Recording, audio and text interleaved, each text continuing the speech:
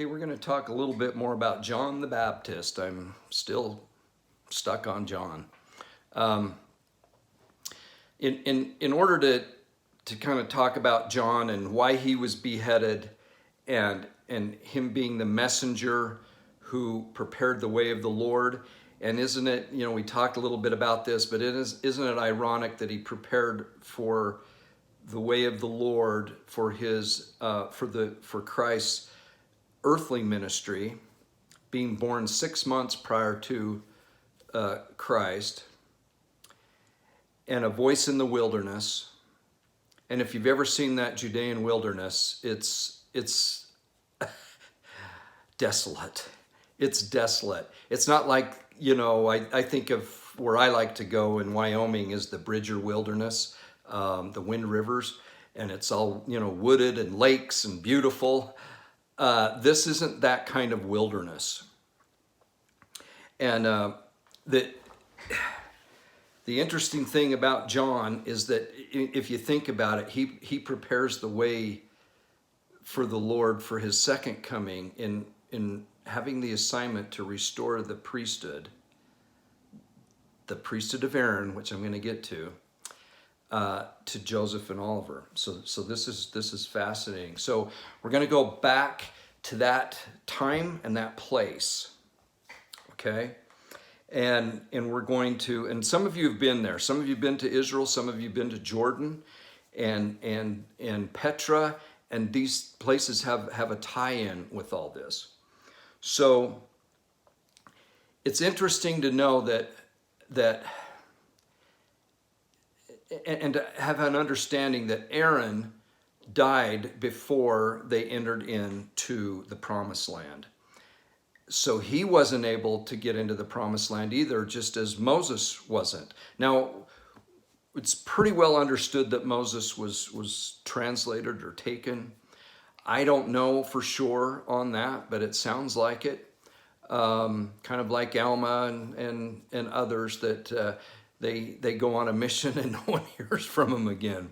But we do know that Moses knew beforehand that he was not going to be the one taking them into the promised land, the chosen land, the land of Canaan. And that would be Joshua. So there's these events that take place. And if you've been to Petra, one of the highest mountains right around Petra, you can see in the distance, if the sun's just right, which for us it was. Sue and I got to see this little glow of a building on top of the mountain, which is where the tomb of Aaron is thought to be. So that's where Aaron died, was up there, and that's where he was buried. Now, so we're on the east side of the Jordan River, and crossing over the Jordan is into the promised land. Okay, so a lot of people think, and I feel like it would make sense, is that they crossed right prior to where the Jordan River empties into the Dead Sea. Now, the Dead Sea has fluctuated in size over these hundreds and thousands of years, but they know approximately where the anciently, say the time of Christ, they know approximately what size of the lake was and where the river would have emptied in. Now that would have been the lowest point in the earth, on earth, where there was fresh water, right? Right before it enters the Dead Sea, which is the lowest point on earth. And isn't that symbolic of the Savior? It's also thought that this is where the children of Israel crossed the Jordan River, and it was the river was parted and they crossed. Not too far west of that is the city of Jericho, where Joshua went to the battle of Jericho and the walls came tumbling down. So this is where they're coming in, and all of this is happening. So prior to this, Moses is speaking to the children of Israel, and he's giving them instructions, and he's dividing the land, and he's giving them a blessing in a sense, But he's also giving them a major warning, and that's what I want to talk about, is this warning that he gives them and a prophecy of latter days. Okay? So think of this. They've wandered in the wilderness for 40 years. They've had all these things happen to them. A lot of them have died that came out of Egypt, and then now there's a next generation coming, 40 years, long time. And they're right ready to enter their goal, where they want to be. And these are the words that Moses tells them.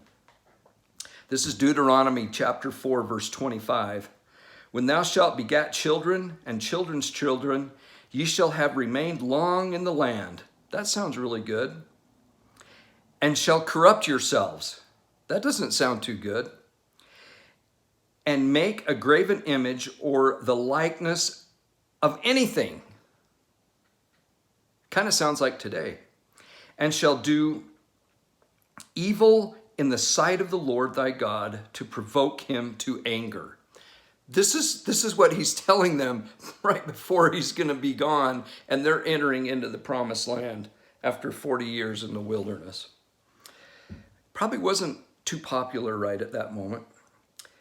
Okay, I'll continue. I call heaven and earth to witness against you this day, that ye shall soon utterly perish from off the land, whereunto ye go over Jordan, or cross the Jordan River, to possess it. Ye shall not prolong your days upon it, but shall utterly be destroyed. Now, how's that for a welcoming speech into the promised land? I'll continue, verse 27. And the Lord shall scatter you among the nations, and ye shall be left few in number among the heathen, whither the Lord shall lead you. Boy, did that happen?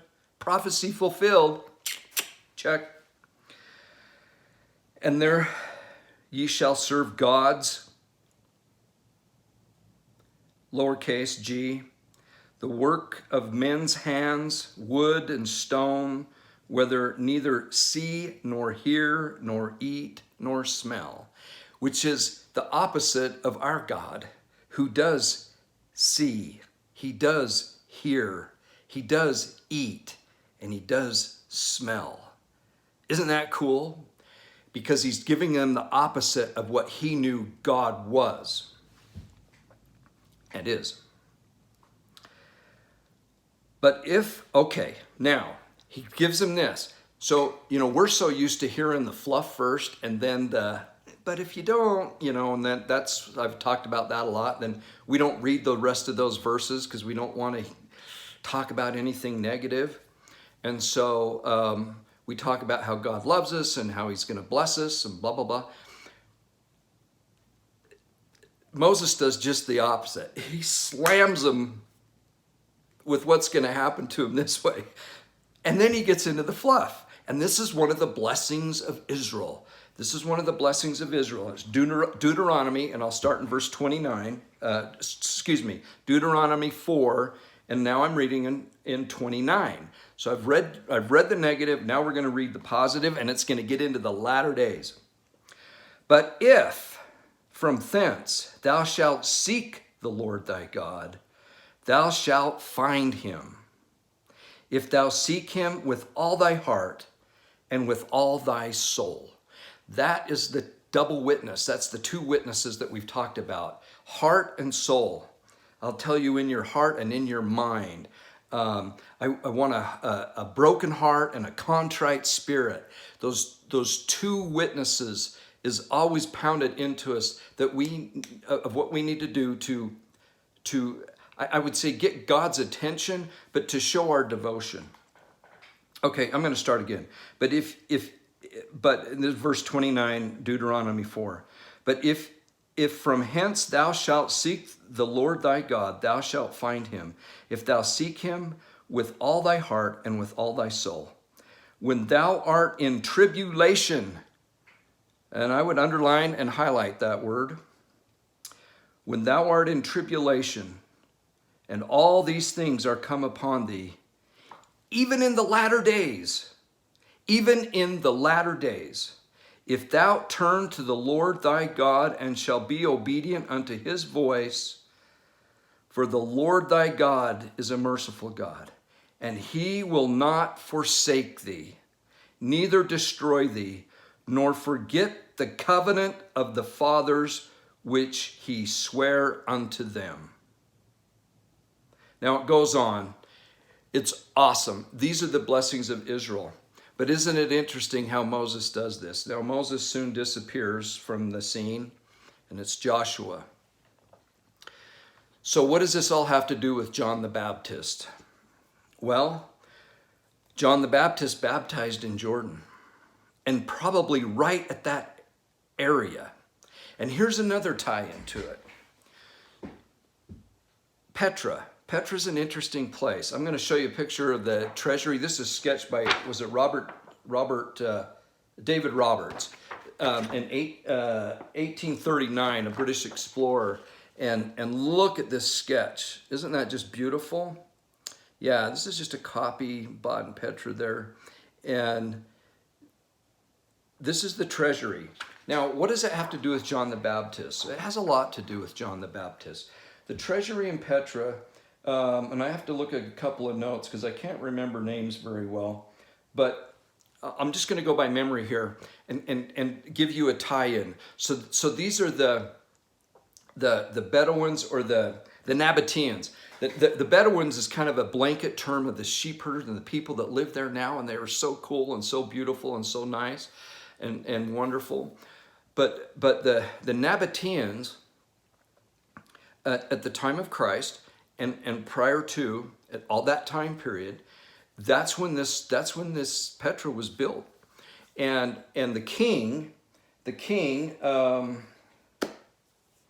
and I can't remember the king of the Nabateans, but his daughter married Herod, the Herod Antipas, the one that married. So here's how it goes. So Herod Antipas, there's a lot of Herods, and he was basically appointed by Rome to oversee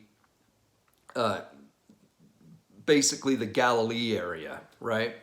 And he ends up, it's just the weirdest dude. So the daughter of the king of the Nabateans that built the treasury, the one that's on Indiana Jones, she marries Herod Antipas. Well, Herod divorces her and marries his half-brother's wife, who's like his niece. It's the weirdest thing. And who calls it out and says that's an abomination? Who leads the charge of saying that, Herod, you're an abomination? John the Baptist. John the Baptist. Well, Herodias, his new wife now, just can't stand John the Baptist for calling him out. Both of them, really. And so from her previous marriage, Herodias has a daughter who dances before Herod, and I guess she's, one smoking hot gal, and Herod says, man, I'll give you anything up to half my kingdom. You're just like awesome. This is like the coolest thing I've ever seen. These people were corrupt to the core. And so the daughter of Herodias has this promise given to her by her stepdad, I guess. And the daughter, I can't remember her name. I think it's like, I don't know. And nobody really knows for sure. It's kind of a tradition, but I can't remember. Anyway, she goes to her mom and says, well, he's promised me anything. What do you want? She goes, I want the head of John the Baptist, because he's been talking smack about us. And so the stepdaughter, creepy, right, goes to the king and says, I want the head of John the Baptist. And he was like, gosh, well, all right. I said I'd do it, and I can't, and I did it in front of everybody. I've got to go through with it. So he sends out his guys. They behead John the Baptist, the greatest prophet. And it's one of those gruesome things. And can you imagine how Christ felt about that? Can you imagine how he felt? So when Christ comes into the scene and the miracles start happening, King Herod actually thinks that it's John the Baptist resurrected or reincarnated coming back to haunt him. These people were weird and strange and corrupt to the core. So the reason why Petra is so interesting is that the king, so the father of Herod's first wife was buried there. And a lot of people think that Herod's first wife was buried there as well. Don't know for sure. But it is interesting, the connection of Petra, Jordan, the Jordan River, the country of Jordan now, and John the Baptist, Moses, Aaron. It all kind of takes place down there, down, you know, couple of thousand feet below sea level almost. I think it's 1,400 feet below sea level. I can't remember now. But anyway, all those things happen. So that's the tie-in with Moses, with Aaron, with Christ, with John the Baptist, with the country of Jordan, and particularly Petra in that area. So we know that there were people and they were mixing and different cultures and different backgrounds. If you ever get a chance to go to Israel and go to Petra, go to Jordan, I can't recommend it enough. It is absolutely life-changing. So we have the blessings of Israel, we have the curse of Israel. We've seen these things fulfilled. Folks, we are living in that time when we are seeing these things happen. We are seeing the fulfillment of prophecy right before our eyes concerning this land and the land of our fathers, being Abraham, Isaac, and Jacob, the fathers, if you will. Just a couple of current events going on. It's been a little over 3 weeks. I was listening to the Watchman News Network, Eric Steckelbeck, and it's been over 3 weeks since our current president has been sworn in, and no call to Israel, no call to Benjamin Netanyahu, our greatest ally in the Middle East.